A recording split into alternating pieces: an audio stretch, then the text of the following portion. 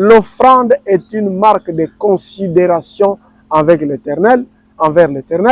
L'offrande est un acte d'obéissance, de respect. Bien-aimé, quand une personne prend 100 $, il amène ça et il met dans le panier, le protocole ou bien les gens qui prennent les offrandes amènent le panier. Si un pasteur, un ancien, bien une personne quelconque vole cet argent, il vole 100 $, il vole les chiffres, les montants, mais il ne vole pas les bénédictions de cette personne. Il ne vole pas son acte de foi. Il ne vole pas son action de grâce.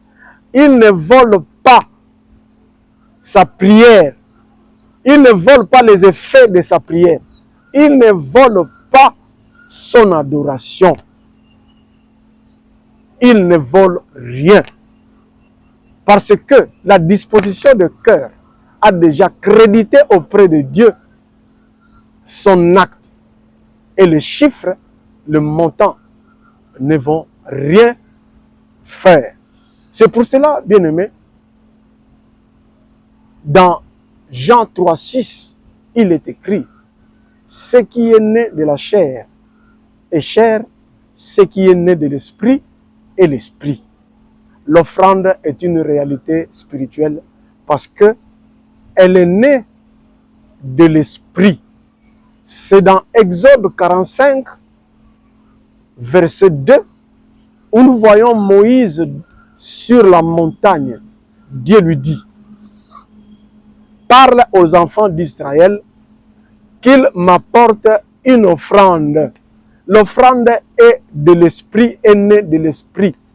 Ce n'est pas un pape qui a ordonné les offrandes, ce n'est pas un représentant légal qui a dit que maintenant nous devons faire des offrandes, ce n'est pas un pasteur, ce n'est pas un homme qui a fait l'ordonnance pour que les gens puissent donner les offrandes.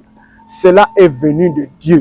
C'est Dieu qui a fait une ordonnance, c'est Dieu qui a ordonné que on puisse donner les offrandes. Et il dit clairement qu'il m'apporte une offrande. L'offrande est donnée à Dieu. Ce même Dieu a aussi ordonné dans 1 Corinthiens 9, 14, si je ne me trompe pas, il est écrit, Dieu a ordonné à ceux qui annoncent l'évangile de vivre de l'évangile. Voilà, mes bien-aimés. 4. Le silence de Jésus devant le vol des offrandes par Judas. Dans la Bible, nous avons voulu savoir qu'est-ce que Jésus a fait. Quelle a été la réaction de Jésus? Parce que Jean rapporte que, tenant la bourse, il utilisait ce qu'on y mettait. Donc, pendant que Jésus était encore là, Judas volait les offrandes. Mais nous ne voyons nulle part Jésus interpeller Judas. Même pour payer l'impôt du temple, Jésus dit à Pierre, pêche là-bas, la maison, et vous allez attraper un poisson. Dans la bouche du poisson, vous allez trouver une pièce d'argent. Paye les impôts pour toi et pour moi. Donc Jésus n'a pas pris l'argent de la caisse pour certaines activités. Nous ne voyons pas Jésus prendre l'argent.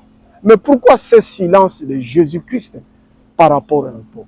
Bien-aimés dans le Seigneur, circonstances évangéliques demandent parfois le silence des hommes de Dieu, le silence des enfants de Dieu. Toutes les choses qui se font dans l'Église, Dieu ne dit pas que nous devons parler. Par exemple, nous voyons les enfants d'Israël devant la mer Rouge en train d'être pourchassés par les Égyptiens. Dieu va leur dire, ces Égyptiens que vous voyez aujourd'hui, vous ne les reverrez plus. Et il a dit, l'Éternel combattra pour vous, mais vous, gardez silence. Si Jésus-Christ garde silence par rapport au détournement des offrandes par Judas, nous qui sommes des chrétiens, des disciples de Christ, devons-nous aller au-delà de Jésus? Devons-nous faire autre chose que l'attitude de Jésus? Jésus sait que l'offrande est spirituelle. Ceux qui donnent les offrandes sont au niveau spirituel. Ils ne perdent pas leur disposition du cœur. Ils ne perdent pas leur foi. Pourquoi déranger? Et puis Jésus, dans sa mission, Dieu ne lui a pas dit, je vous envoie, vous allez prendre l'argent et contrôler les offrandes. Mais nous voyons Jésus faire rapport de sa mission dans Jean 17. Il dit, Père, je n'ai perdu aucun de ceux que vous m'avez donné, sauf celui dont il a été déjà écrit. Donc, Jésus fait le rapport des âmes. Jésus ne fait pas le rapport financier. Devant Dieu, nous faisons des choses spirituelles. Dieu est esprit. Les vrais adorateurs de Dieu l'adorent en esprit et en vérité.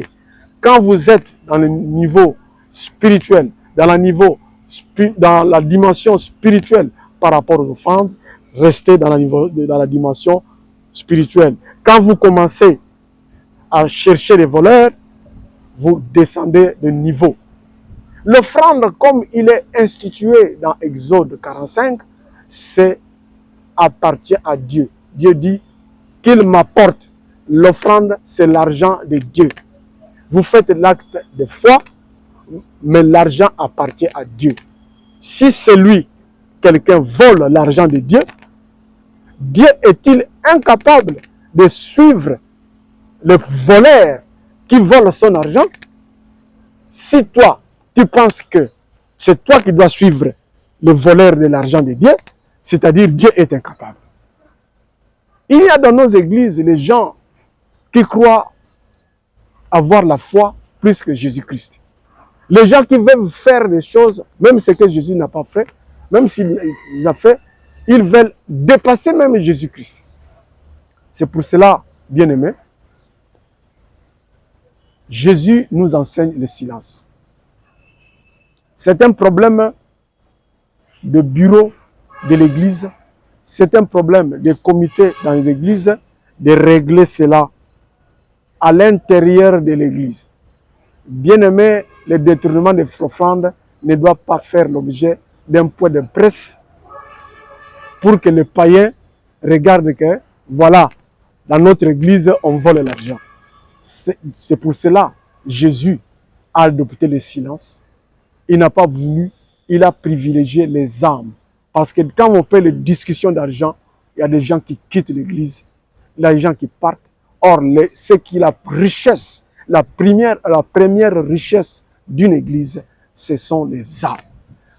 Ce ne sont pas les dollars qui vont donner la joie aux anges dans les cieux, mais c'est quand un pécheur se répand qu'il y a la fête dans les cieux.